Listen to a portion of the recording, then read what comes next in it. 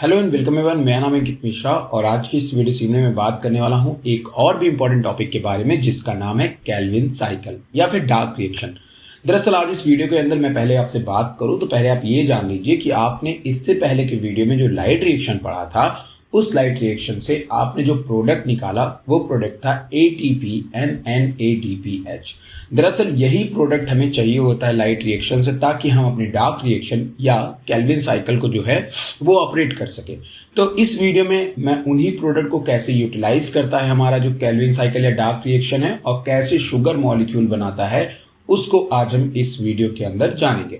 तो सबसे पहले देखिए बात यह है कि इसके डार्क रिएक्शन के ऊपर एक बवाल खड़ा हुआ कि भाई डार्क रिएक्शन ही इसको क्यों कहा जाता है या डार्क रिएक्शन क्यों, जबकि दरअसल इस फेज में हम लोग दरअसल शुगर बनाते हैं। तो दरअसल देखिए बात यह है कि यहाँ पे जो हम शुगर बनाते हैं उसको हम लोग डार्क रिएक्शन कहें या ना कहें बट उसको हम लोग बायोसिंथेटिक फेज कहते हैं। क्या कहते हैं? उसको हम लोग बायोसिंथेटिक फेज कहते हैं फोटोसिंथेसिस का। और ये बात सही है कि इस फेज में स्ट्रोमा के अंदर हमारी जो सेल होती है वो दरअसल या हमारा जो क्लोरोप्लास्ट होता है वो दरअसल स्ट्रोमा के अंदर शुगर बनाने का काम करता है। इसीलिए इस फेज को हम लोग बायोसिंथेटिक फेज कहते हैं। बट ये भी बात सही है कि ये फेज जो है वो लाइट इंडिपेंडेंट होती है, उसमें हमें लाइट की कोई जरूरत नहीं पड़ती directly, but indirectly light product की जरूरत है, लेकिन लाइट की जरूरत हमको यहाँ पे नहीं है। इसीलिए हम इसे डार्क रिएक्शन भी कहते हैं क्योंकि यहाँ पे हम लाइट को इन्वॉल्व नहीं करते। क्योंकि इससे पहले हमने जो वाटर मॉलिक्यूल का ब्रेकडाउन किया था ना वहां पे हमको लाइट की जरूरत पड़ी थी, एसेंशियल है लाइट वहां पे, लेकिन यहाँ पे लाइट की जरूरत हमको नहीं पड़ी। इसलिए हम इस रिएक्शन को डार्क रिएक्शन कहते हैं, ना कि इसलिए कि ये रिएक्शन रात में होती है। तो बहुत दफे लोग कंफ्यूज में होते हैं कि भाई क्या ये सच में रात में होती है? यस डेफिनेटली कुछ प्लांट्स ऐसे हैं जिनके अंदर ये जो फंक्शंस हैं या ये जो रिएक्शंस है, केल्विन साइकिल है, C3 साइकिल है, ये रात के समय ही होती है। लेकिन उसके पीछे की वजह होती है उसमें पाया जाने वाला एंजाइम जिसका नाम है रुबिस्को एंजाइम। रुबिस्को एंजाइम की एक खास बात ये होती है कि रुबिस्को एंजाइम को चाहिए ठंडा टेम्परेचर, और दिन के समय कोई वार्म एरिया है, कोई हॉट एरिया जैसे डिजर्ट है, तो वहां पे टेम्परेचर इतना ज्यादा गर्म होता है कि वहां पे लीफ जो है या मेसोफिल सेल जो है वो रुबिस्को एंजाइम प्रोड्यूस ही नहीं कर पाएगी या रुबिस्को एंजाइम एक्टिवेट ही नहीं कर पाएगी।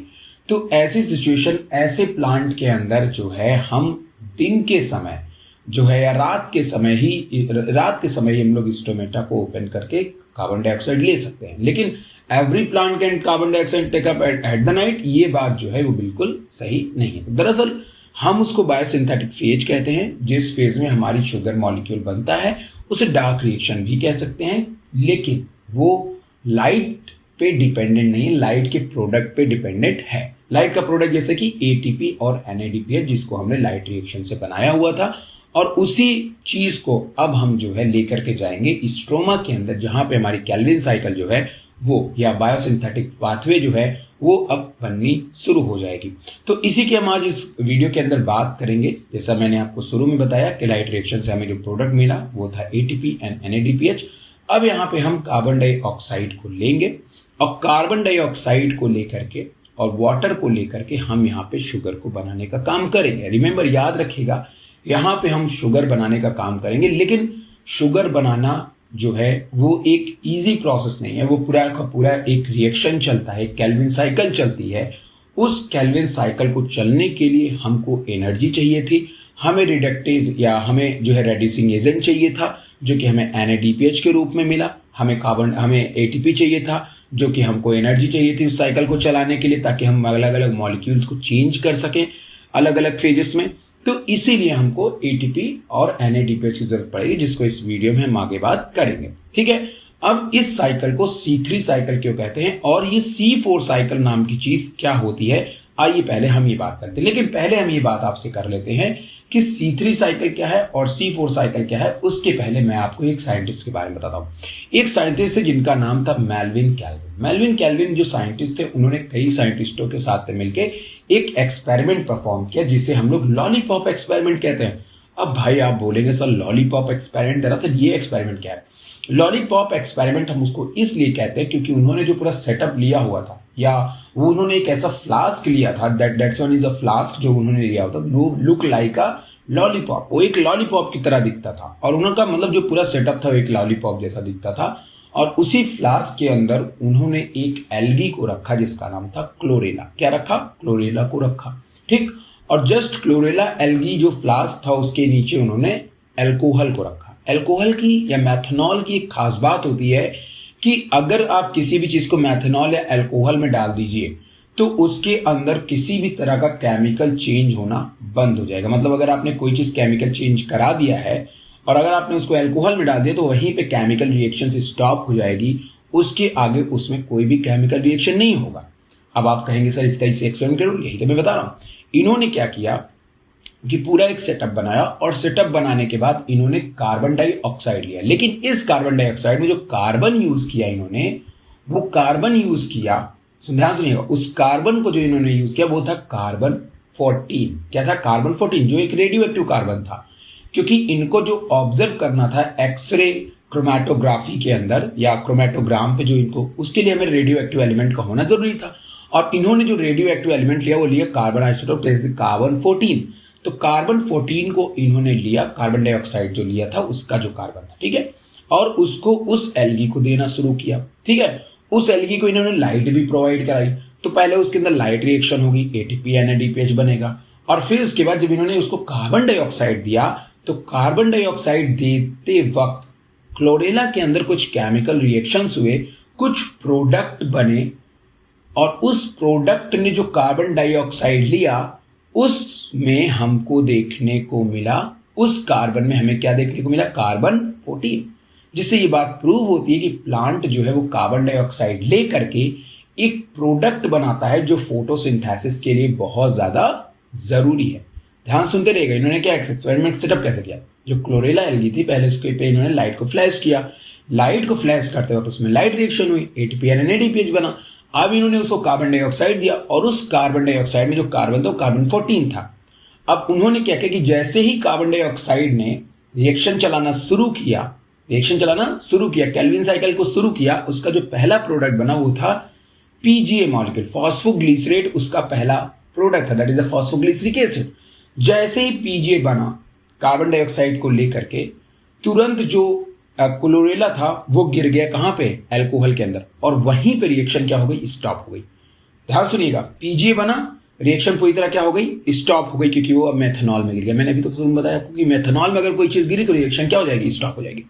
अब उन्होंने उस सैंपल्स को कलेक्ट किया जो भी क्लोरेला ने अभी PGA बनाया हुआ था, जो अल्कोहल में गिरा, तो सैंपल कलेक्ट किया और उसको जब क्रोमैटोग्राम पे रखा, तो क्रोमैटोग्राम पे रखने पे उन्हें जो प्रोडक्ट मिला PGA, जो PGA देखने को मिला, ट्रेस किया गया तो पाया गया कि जो PGA बना हुआ है उसमें कार्बन 14 है। इसका मतलब उस एल्गी ने कार्बन डाइऑक्साइड को एब्जॉर्व किया था और उससे PGA बनाया। And PGA is the molecule जो केल्विन साइकिल के लिए जरूरी होता है। एंड PGA मॉलिक्यूल जो होता है वो 3 कार्बन का बना होता है, इसीलिए इस साइकिल को हम लोग C3 साइकिल कहते हैं। ध्यान रखिएगा, जो कार्बन डाइऑक्साइड को एब्जॉर्व करके जो पहला मॉलिक्यूल बनता है, जो पहला कंपाउंड बनता है, वो होता है फॉस्फोग्लिसरिक एसिड PGA।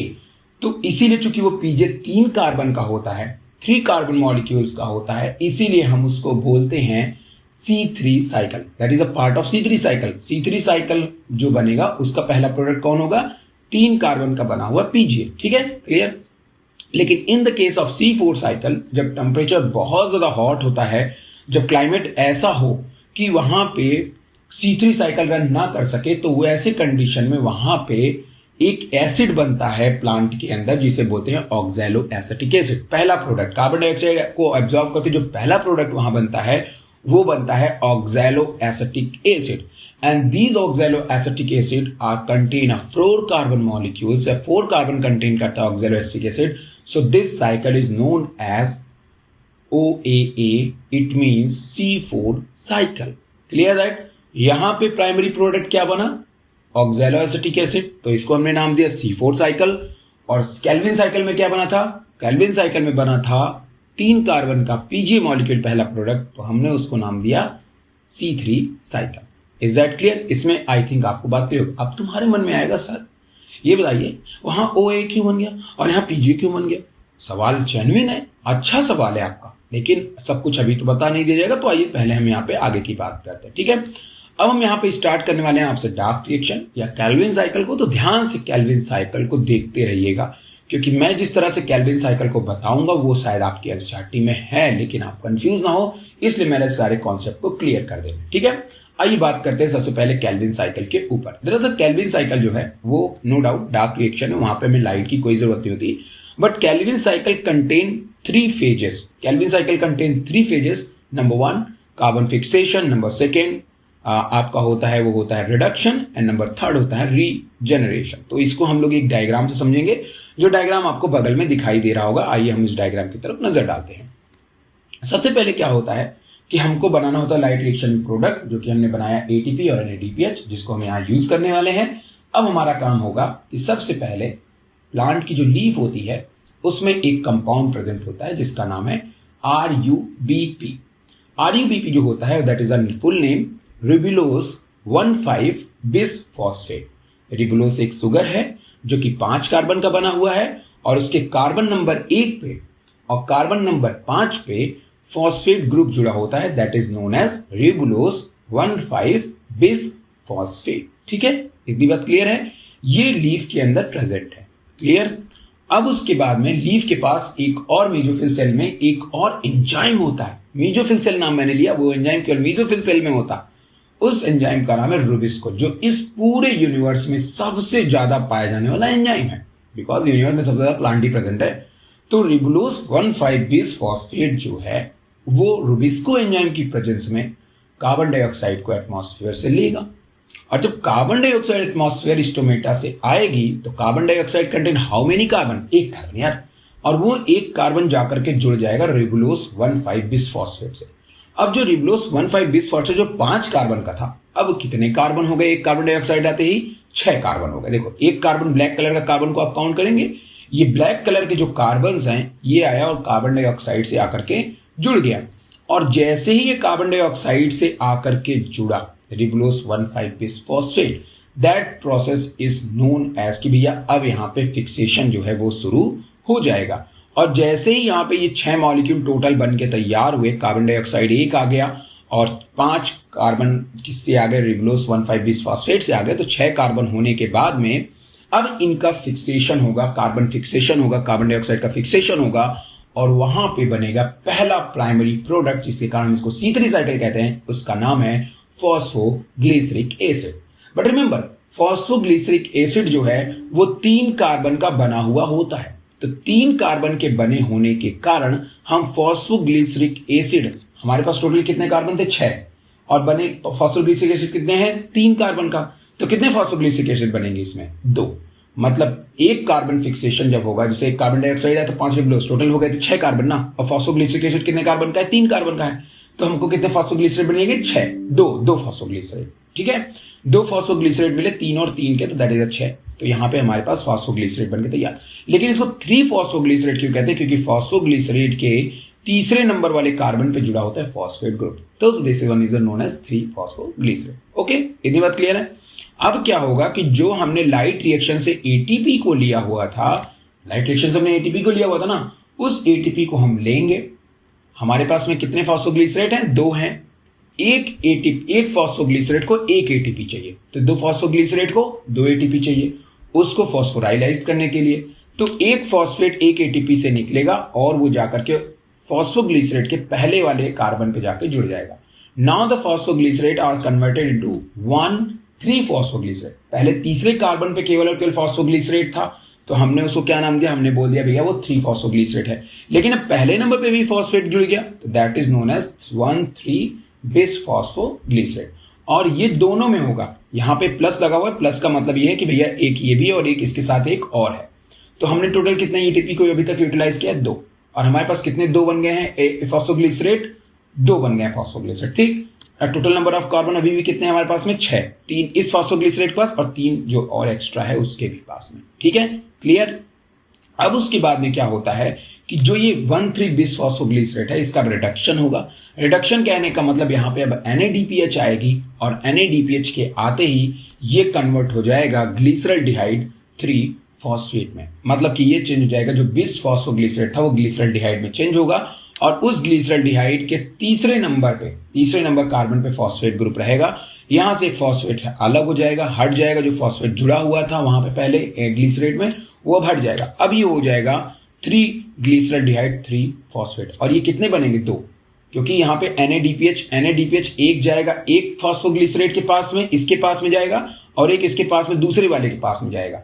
तो 2 फॉस्फोग्लिसरेट के पास में अगर NADPH गया तो how many NADPH is utilize? 2 NADPH आपने यूटिलाइज कर लिया। और ATP अभी तक आपने कितना किया था? 2 ATP यूटिलाइज किया था, और 2 NADPH अभी तक आपने यूटिलाइज किया था, राइट। अब तुम्हें जो मिला वो ग्लिसरल्डिहाइड 3 फॉस्फेट मिला, जो कितने कार्बन का है? 3। और इसकी ऐसे कितने ग्लिसरल्डिहाइड मिले आपको? 2। ठीक है, तो टोटल नंबर ऑफ कार्बन क्या है? 3 दूनी 6, 6 कार्बन है आपके पास। अब इसमें से एक कार्बन निकलेगा और एक कार्बन निकल करके जाएगा बनाने के लिए क्या? एक कार्बन निकल के जाएगा बनाने के लिए आपका ग्लूकोज। अब टोटल नंबर जो पहले 6 कार्बन थे, अब वो बचे कितने? 5 कार्बन। कितने कार्बन बचे? 5 कार्बन बचे, और वही 5 कार्बन रीजनरेट होकर के फिर से बनाने चले जाते हैं रिबुलोज 5 फॉस्फेट। ठीक है, that process is known as regeneration. Remember guys कि मैं यहां पे एक बार में एक ही कार्बन डाइऑक्साइड ले रहा हूं, एक बार में 2 कार्बन डाइऑक्साइड को मैं ले ही नहीं रहा हूं। तो अगर मैं एक बार में एक ही कार्बन डाइऑक्साइड मॉलिक्यूल्स को लूं तो ये साइकिल को, और एक बार में एक कार्बन डाइऑक्साइड लूंगा तो कितने ग्लूकोज बनने के लिए कितने कार्बन निकलेंगे? एक बार में एक ही निकलेगा। तो इस साइकिल को अगर एक ग्लूकोज बनाना है, ग्लूकोज इज 6 कार्बन मॉलिक्यूल, तो अगर एक बार में एक कार्बन ले रहा है तो 6 बार में 6 कार्बन लेगा, तब जाकर के ग्लूकोज बन के तैयार होगा। तो इसीलिए इस साइकिल को 6 बार रन करनी होती है। जैसे रिबुलोज 5 फॉस्फेट बनेगा, फिर एक ATP आएगी, और ये ATP जो है एक फॉस्फेट दे देगी, जो इसके एक नंबर कार्बन पे जाकर के जुड़ जाएगा, तो ये बन जाएगा रिबुलोज 1,5 बेस फॉस्फेट। तो इस प्रोसेस में हमने टोटल नंबर ऑफ ATP कितनी यूटिलाइज की? 3। 2 यहां किया है और एक यहां, 3। और ये साइकिल अगर 6 बार रन करेगा तो how many ATP is utilize? 6 त्रिक 18 ATP हमने यूज में लाया। और अगर यही साइकिल 6 बार रन करेगा तो how many NADPH is use? एक बार में 2 NADPH यूज हो रहा है, तो 6 बार में 12 NADPH यूज में आएगा। That is a Calvin cycle guys. यही चीज केल्विन साइकिल है। इस चीज को आप बार बार रिवाइंड करके समझेंगे तो आपको समझ में आ जाएगा। बाकी मैं एक बार और आपको बता दे रहा हूं। आइए इसको थोड़ा शॉर्टर फॉर्मेट में समझते हैं तो आपको और चीज देखिए। हमने एक बार में एक ही कार्बन डाइऑक्साइड लिया। हमारी लीव के पास पहले से ही मौजूद था रुबिस्को और RUBP is a 5 carbon compound, जिसके पास में हमें दिक्कत नहीं, मैं फॉस्फेट बात करता नहीं। दैट इज अ RUBP और रुबिस्को एंजाइम। RUBP ने रुबिस्को एंजाइम्स को एब्जॉर्व किया, और एब्जॉर्व करने के बाद में वहां से कार्बन डाइऑक्साइड को लिया। कार्बन डाइऑक्साइड एटमॉस्फेयर से आते ही जो RUBP 5 कार्बन का मॉलिक्यूल था, अब वो 6 कार्बन में चेंज हो गया। 6 कार्बन में चेंज होते ही वहां पे कार्बन डाइऑक्साइड का फिक्सेशन हुआ, और फिक्सेशन होते ही RUBP और कार्बन डाइऑक्साइड जब फिक्स करेंगे, कार्बन डाइऑक्साइड फिक्स किया RUBP ने, तो वहां पे जो हमको मिला वो मिला पहला primary product, that is known as 3 carbon का PGA मॉलिक्यूल। लेकिन हमारे पास तो 6 कार्बन थे, तो हम 2 बना सकते हैं PGA। भाई 3 कार्बन का ही तो PGA है, तो हम जो 6 कार्बन है उससे हमने 2 PGA बना लिया, फॉस्फोग्लिसरेट बना लिया। ठीक है, अब उस फॉस्फोग्लिसरेट को फॉस्फोराइलेट करने के लिए ATP आएगा, और ATP आकर के उसको एक फॉस्फेट और दे देगा, जिसके कारण वो अब वहां पे 2 फॉस्फेट हो जाएंगे PGA के पास में। चूंकि 2 PGA थे तो ATP भी कितनी लगेगी? 2 लगेगी। ठीक है, 2 PGA 2 ATP। अब वही PGA जो है जब आगे की तरफ बढ़ेगा और वहां पे उसका रिडक्शन होगा, तो रिडक्शन होने के लिए हमको चाहिए NADPH, और NADPH के पास जब पहुंचेगा तो कितने PGA थे हमारे पास? 2 PGA थे। तो अगर एक PGA एक NADPH ले रहा है, दूसरा PGA कहेगा भैया मैं क्यों ले रहा हूं, मुझे भी चाहिए एक NADPH, तो वो भी एक NADPH ले लेगा। तो वहां पे भी हमें एक बार 2 ATP की जरूरत पड़ी एक बार, और एक बार 2 NADPH। जो NADPH को लेते ही जो phosphoglycerate they are converted into glyceraldehyde 3 phosphate. और कितने ग्लिसरल्डिहाइड 3 फॉस्फेट भी कितने कार्बन का है? 3 कार्बन का है। तो वो भी कितने बनेंगे? 2 ही बनेंगे भाई। एक फॉस्फोग्लिसरेट से एक ग्लिसरल्डिहाइड 3 फॉस्फेट, 2 फॉस्फोग्लिसरेट से 2 ग्लिसरल्डिहाइड 3, 2 फॉस्फोग्लिसरेट 2 ग्लिसरल्डिहाइड 3 फॉस्फेट बन के तैयार। हाउ मेनी कार्बन अभी भी हमारे पास? 6। एक कार्बन वहां से 6 में से एक कार्बन निकल के जाएगा, कहेगा भैया हमको बनाना है ग्लूकोज, और 5 के 5 रीजनरेट होकर के वापस चले जाएंगे, बनाएंगे रिबुलोज बिसफॉस्फेट, रिबुलोज 5 फॉस्फेट बना लेंगे। ठीक है, और फिर एक ATP आएगा, उस रिबुलोज को फॉस्फोराइलेट करेगा, एक बार फिर से उसको एक्टिवेट करेगा, और उसको एक्टिवेट करते ही वो हो जाएगा रिबुलोज 1,5 बिसफॉस्फेट। अब उसके पास में 2 फॉस्फेट है, और हमने एक ATP और यूज कर लिया।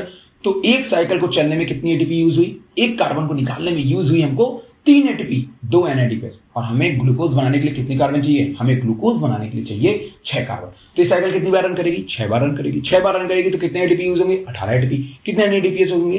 12 NADPH यूज होंगे। That is a Calvin cycle guys.